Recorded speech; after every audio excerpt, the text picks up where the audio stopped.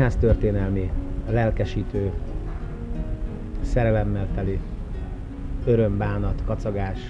Hatalmas érzelmek, érzelem hullámzás, szerelem, gyűlölet. Kíváncsiság, merészség, bátorság, sok néző, siker és szakmaiság.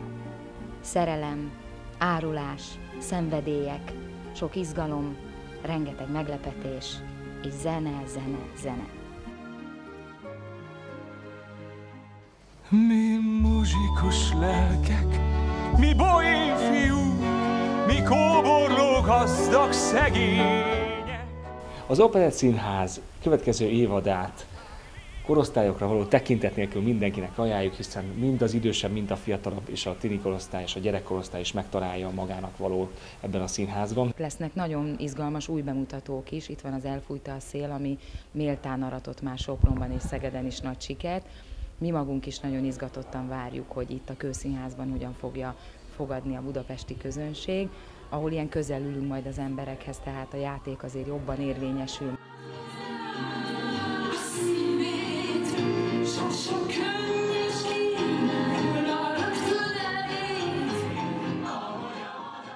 A legizgalmasabb momentum, ez az Elfújta a szél. Nagy izgalommal várom emiatt a jövő évadot, és hatalmas lelkesedéssel és örömmel is.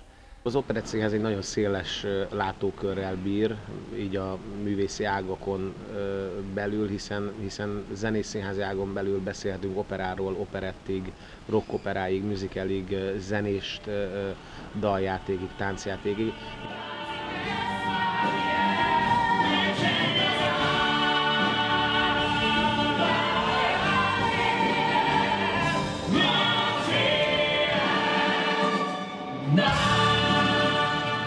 Játszok a Ghostot, a Rómeó és Júliát, már azokat tudom sorolni, amiben benne vagyok. Viktóriát, Csókos asszonyt, ezt ugye mondtam, Lili bárónőt, úgyhogy sok-sok előadás vár a közönségre, és reméljük sok-sok gyönyörű estét töltünk együtt itt a színházban.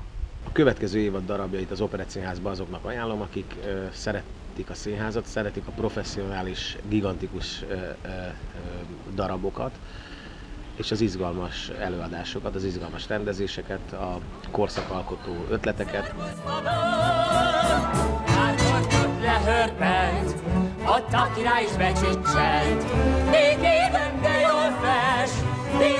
Az utóbbi években sikerült azt a törekvést megvalósítani, amit a direktorunk Kerényi Miklós Gábor annyira szeretett volna, amit megálmodott, hogy ez egy igazi népszínházzá váljék, ez az Operett Színház. A név kötelez. Az Operett Színház neve garancia. Garancia volt régen is, és garancia most is. Mégpedig a színvonalas szórakoztatásra. Szédítő, megejtő változás, oly csodás, akár egy látomás, el ne szállj déli álom.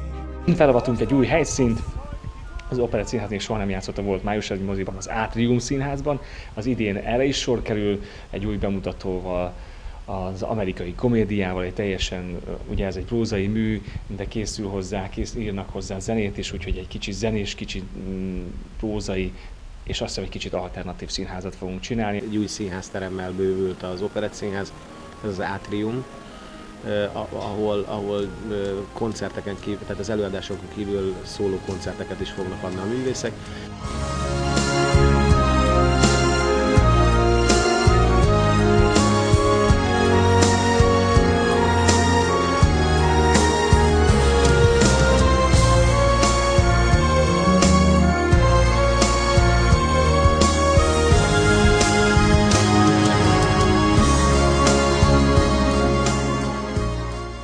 Ez várható a 2013-14-es évadban az Operett Színházban. Rajtam kívül.